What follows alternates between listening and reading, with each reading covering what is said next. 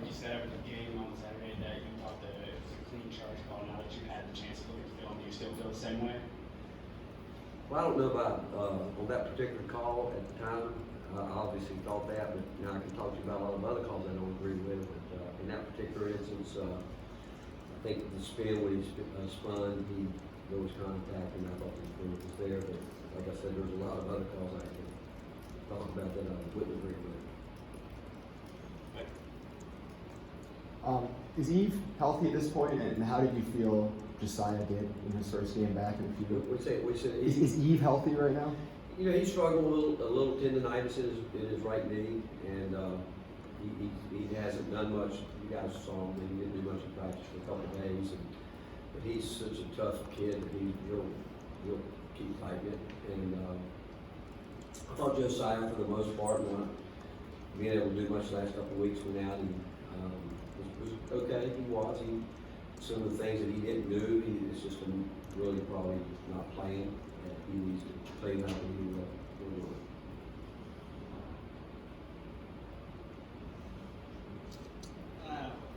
Josiah, where do you feel like he is limited? One of the things that you feel like he can't do when he's still kind of coming off of this injury and kind of working back in? Well, again, he was doing some good things. We felt like he, really started coming around, but he's dealt with that injury all year. He has, and this time he knew he wanted to. And I'm not saying it's the exact same injury, but it's in that area. And he told him he had to come back when he thought he could play, and I think he did the way he handled it, was the right way to handle it. And now it's a matter of him getting back and getting his conditioning back where he needs to have it, and getting back in the flow with everybody.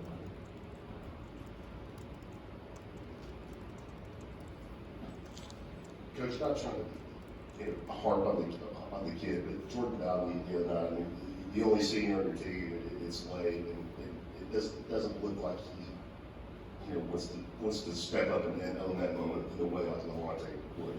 How much does that hurt you to not have that guy? Well, you know what? We all feel for Jordan because one thing I will tell you, he has continued to defend, which is really, when you think about it, at a high level, it's hard to do when you're not playing as well as you want to play on the offensive end.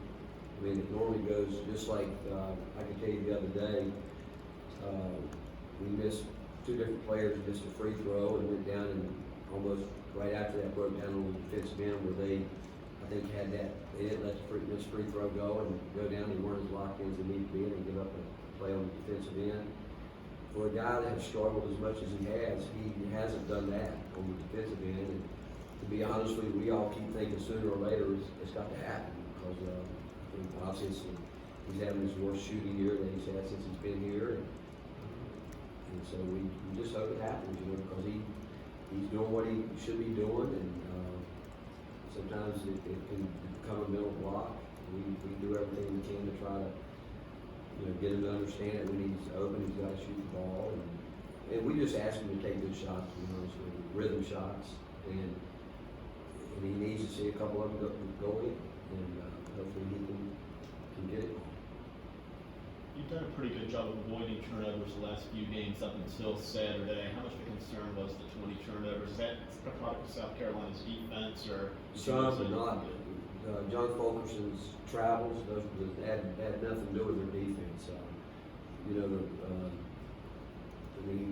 Devontae threw the ball out of bounds with no pressure on him because Josiah broke his cut. That had nothing to do with them, that was us. And that was the most frustrating thing from our team, was the fact that we turned it over and too many times when they had nothing to do with it. That was the most disappointing thing, where it was just careless mistakes that we talked about, and twice we turned it over where, we knew we were going to lob the ball, which we got a lot done when Josiah came out on timeout, and why he did it, we don't know, because that wasn't even the play we had on. And we start the second half with a situation where we ended up not with a great possession because we didn't execute. They didn't do what the play, and those are the things that are most frustrating. And the 20 turnovers, you know, a lot of them are just us, and that's not to take any away from South Carolina, but when you're not being guarded, you know, on the perimeter and you travel for no pressure, that's just being careless with the ball. Rick, how important is it for this young group to get to the postseason, even if it's not the NCAA tournament? How much could that mean for them experience-wise moving forward? You know what I think the most important thing, Grant, we talked about is where we can really get the leadership, and it's not going to be from the older guys. It's got to be from younger guys. Like we showed a clip in the game where it hasn't happened too many times this year. Because if you look at our older guys, they're not the most vocal guys, and you talk to them, you guys do, and you know, I'd say they're on the side of being quiet, but there was a play where Devontae Gaines was playing really hard, got tripped, got up, and made another play, and got it, and turned around talking to his teammates in a way like, you know, we got to get a stop here.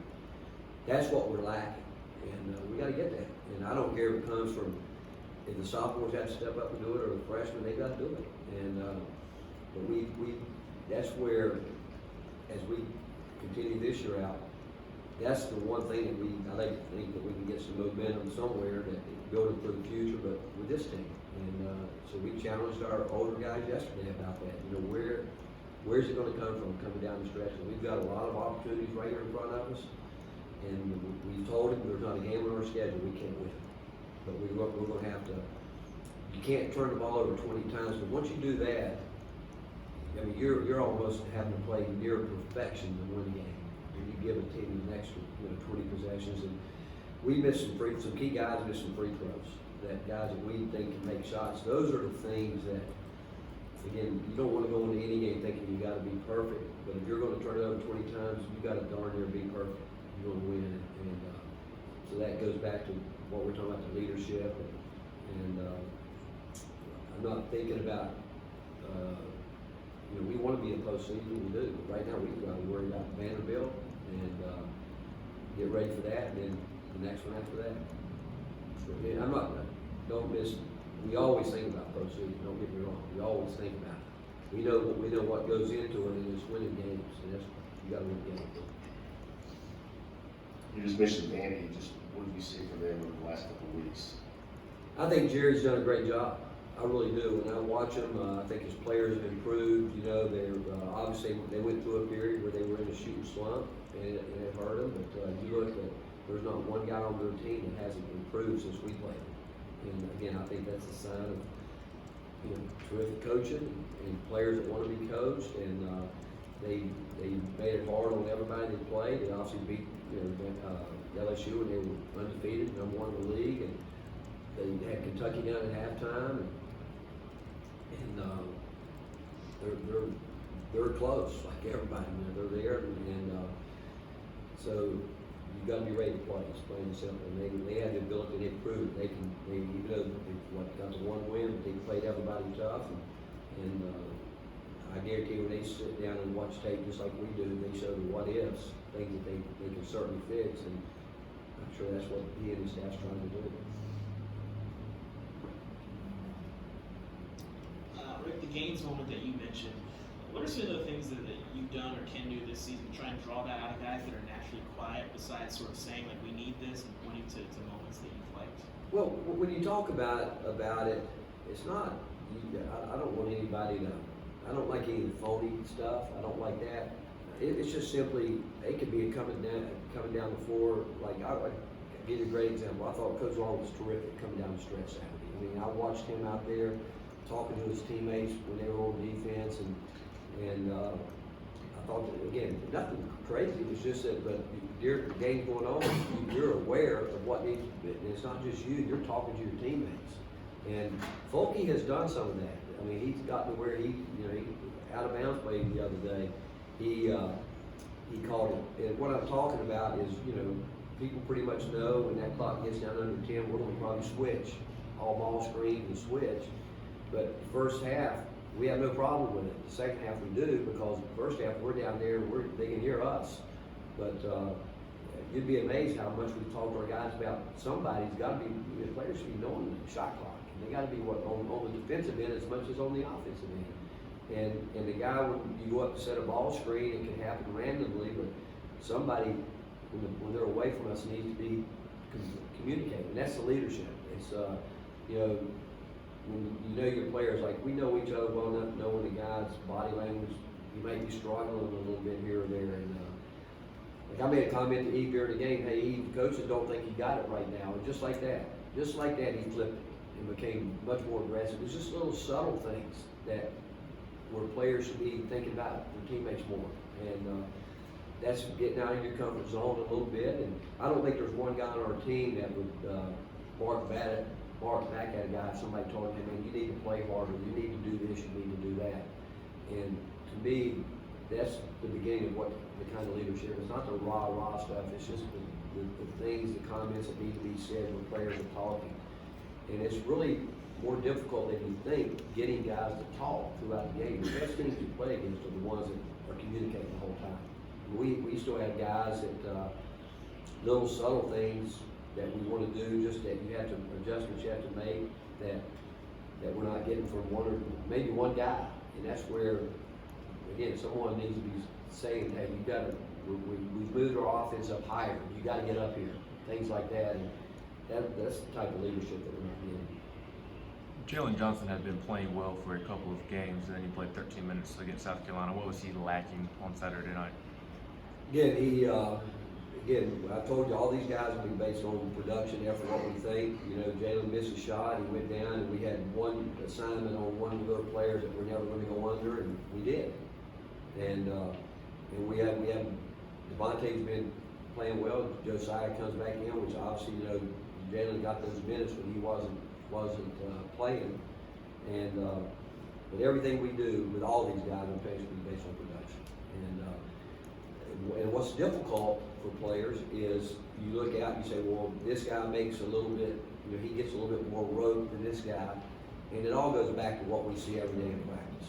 And can you earn extra rope? You can. Just like Devontae games, and I hope he can continue. He's put together 6 games where he's been pretty darn consistent. He did something, you think about it, he did something in our scout report he wasn't supposed to do. He charged because we told him that was going to happen if you look to take more than 2 dribbles, and he didn't play after that because the games are so close and the possessions are so important. You can't wait and hope that he's going to get it. So, and certain guys who are out there, who've been out there more, and certain guys get more rope they do because they earn it, and they earn it every day in practice. And there's only so many minutes in a game, and again, there's certain, like, just like Urosh goes in the game, the violation he had stepping across the lane, he can't do that. I mean, that's a possession. We lose a 1-possession game. We got a good free throw shooter on the line, we take a point away from him. And when you're working your way into the lineup, you've got to go in and do the things that really help win. You don't have to be perfect, but you can't do things that are absolutely out of the norm in terms of things that we've talked about. You can't go under on a guy that all he can do is step behind the screen and shoot. You can't step into a lane when the guy's not even attempting to shoot the ball yet. Those are breakdowns that can't happen. And that's what's tough about it, where, you know, as time goes on, guys have to earn their way out there to where they earn more rope. But those mistakes, he would come out for that regardless. And so I can sit here and talk to y'all today about different ways how guys work their way in the lineup, how guys work their way out of the lineup. And most of the time, it's because they don't do what we talk to them about. It's the role that we want them to play. If they're not willing to play that role, they're not willing to play. You followed up a 21-point win with the loss. I don't think you've won 2 straight games for a while now. The inconsistency, is it a product of kind of the youth you've had, or what do you think has been the reason? We got, I mean, look, if you'd have told me when the season started, Lamonte Turner wasn't going to be here, Jordan Bound's going to have his worst shooting year ever. And for us to even be where we are, we got 2 guys on the roster that wasn't even on our opening day roster. We've gone through, you know, a guy that, you know, you think about when the season started, you guys know we were expecting Lamonte, Jordan, and Josiah James to play a lot.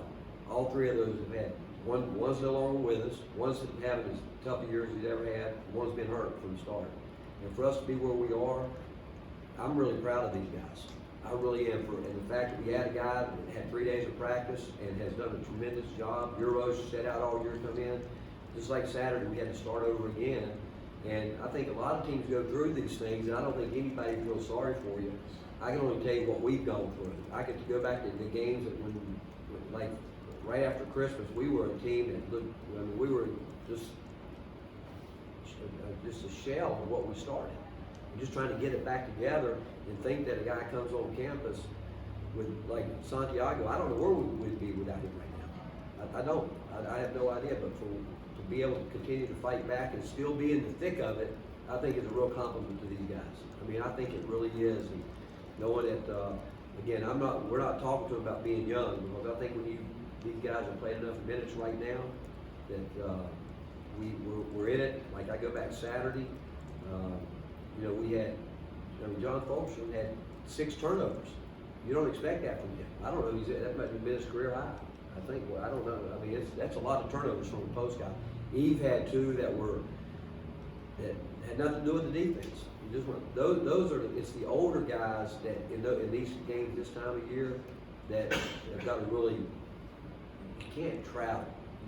You can't travel, and he got, Folky had one turn where he got tripped and he got up. You can't stand up. That's a rule. When you're on the floor of the ball, those are plays you can't do. But again, the consistency, our whole year has been inconsistent. And for these guys to continue to fight the way they are and do the things, and I tell you, they have given us everything they got. And I would not trade them for anybody, because I know they're trying. I know we're going to get so much better as time goes on. Does that make us feel any better right now? We were all disappointed losing the game Saturday, because we controlled it for the most part, and it got away from us around the 7-minute mark, when we felt like they were reeling right there, and when we had some Eve's missed free throw at the time was a huge missed free throw that they go down and we let them have a straight line drive, and let them have it all game long. And we go back and look at all the things that we said we have to do to beat these guys. We did them all, and in the last couple minutes of the game, we gave up a couple things that we can't. But you got to give them credit. I mean, Kosar and Lawson made a very tough runner on the baseline, and he hit a wide open 3 when we overhelped, and that's how quickly it can change. But does frustration come in sometimes with where we are? It does, but the bottom line is we've got to find a way to finish it. And we had it, but we didn't finish it, and we got to let it go and get ready for Saturday, for tomorrow, and then on to Saturday, then on down the road. Have a couple more for Ghana. Very good. Bob, you got something back there, Bob? Just soaking it all in, Coach. I'm good. We need you to be, if you're going to be in there, we need you to participate. You know? Right. Or these, I mean, does he get a ticket to come in? Huh? You can throw me out anytime you want to. We got any news about anything? I mean, anything in the, Under the radar you want today. to talk about the Chiefs or anything? You quit wearing that shirt. I'm already posted. What's your next big thing? I mean, Red spring training. really? Going up to Visually spring training? I'm not going out, but, Somebody told me you were thinking about that play-by-play job. Is that true? no, Coach, I'm hooked with you at the hip. How lucky am I?